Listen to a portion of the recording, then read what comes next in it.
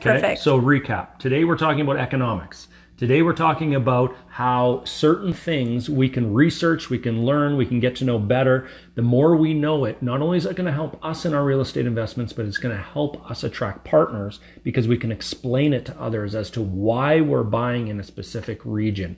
So there's lots of different factors. There's a million different factors. We only had time today to talk about 3 of them. Number 1, we talked about transportation changes, where major transportation changes are happening, whether that's highways, freeways, trains, bus stations, whatever it might be. Look for Even changes happening that is going to shorten people's commute, shorten time to get to certain amenities. Okay, so number 1, we talked about transportation changes. Number 2, the affordability index. Look for areas where people can afford the house prices and they can afford for those house prices to go up.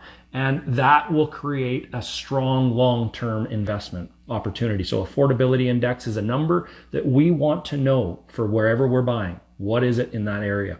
Yeah. Number 3, immigration. So that's how many people are coming to the area. Are people leaving and abandoning that area, or are people coming and moving into that area? Is the population going up, or is the population going down? Yeah.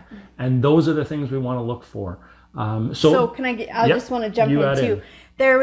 For example, there's some logging towns, and this has happened in mining towns, and where, people would be like, oh, there's, real estate is on sale. It's, down so cheap, blah, blah, blah, in this certain area because the mine just shut down.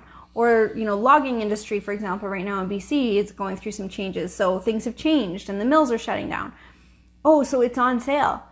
It's on sale for sure, but are people going to live there? Are they going to rent there, or is everyone leaving?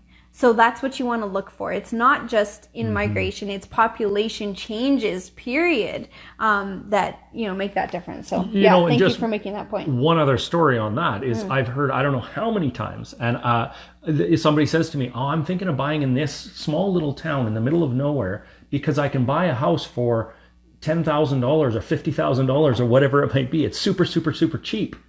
Okay, that might be good, but just because it's cheap doesn't mean it's a good investment. Right. Doesn't mean it's going to go up in value. It doesn't mean that you're going to be able to rent or cash flow. Right. So we want to look as to why is it cheap, and is population increasing?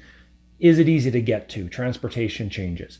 And what is the affordability index? Is there any jobs around that particular town? So those are things we want to keep our eye out for.